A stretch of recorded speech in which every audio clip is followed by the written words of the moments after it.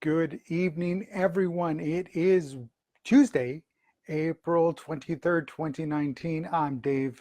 This is Let's Have a Chat about what's in the news. And what's in the news tonight is, we got a lot of stuff going on a national level. But I found something that's pretty interesting that I think it's interesting. And it goes to show, it talks about well, a little bit about what I talked about yesterday in the sports and leadership and leadership in sports or sports and leadership. What it is, it talks about perseverance, dedication, commitment, knowing who you are, knowing what you can do, and going the distance, going the limit.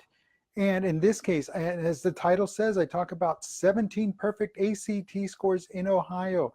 And actually, it's from the same school in Ohio. 17 students from one Ohio's high school earned the perfect score on the ACT.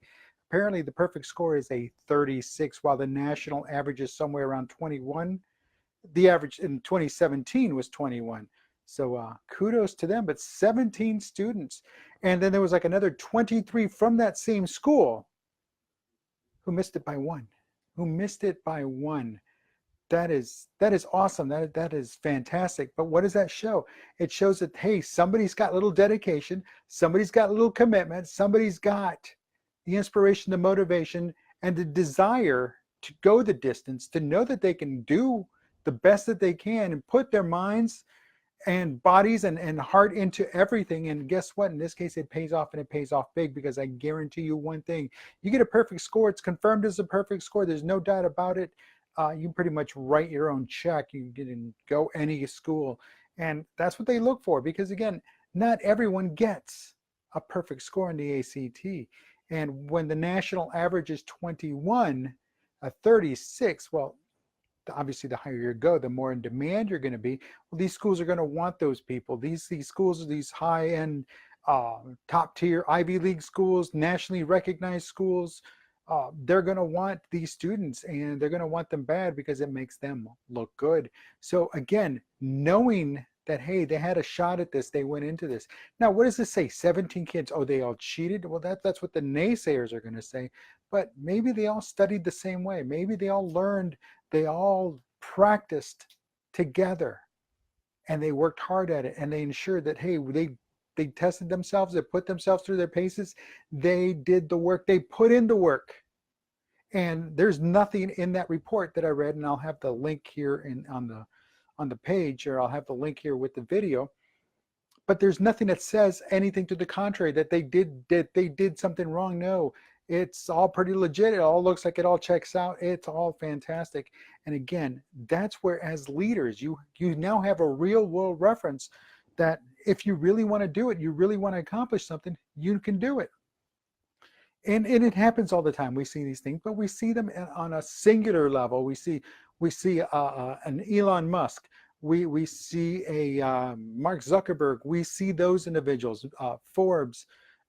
We see Warren Buffett, and so on and so on. We see them on a singular level. But when one school, one location, it delivers 17 with a perfect score and 23 more missing it by one, something good is happening there. Somebody's motivating these kids, and hopefully it's a teacher. Hopefully it's a teacher that is truly cares about the students and now can pat themselves on the back because, hey, they did the best they could. Now they can move on, and they pretty much have charted the course for their life for the rest from that moment on, from achieving the perfect score.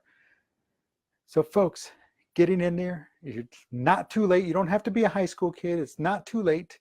Get in there, do your best, put in the work. Though that's the problem is you're going to have to put in the work.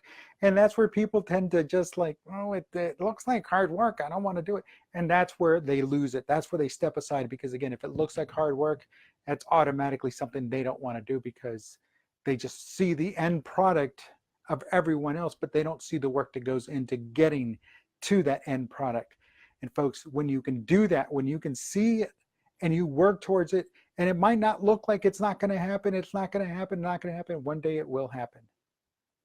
And again, perseverance, dedication, commitment, and sticking to it, and having a little bit of heart, a little bit of desire, and putting that all together into one package, you've got it made. So kudos to those 17 students at that Ohio school. 17 perfect ACT scores. Congratulations. And everyone else that came close, congratulations as well. And again, if you've got kids, this is a perfect example. It's not about throwing it in their faces. Oh, do not throw it in their faces.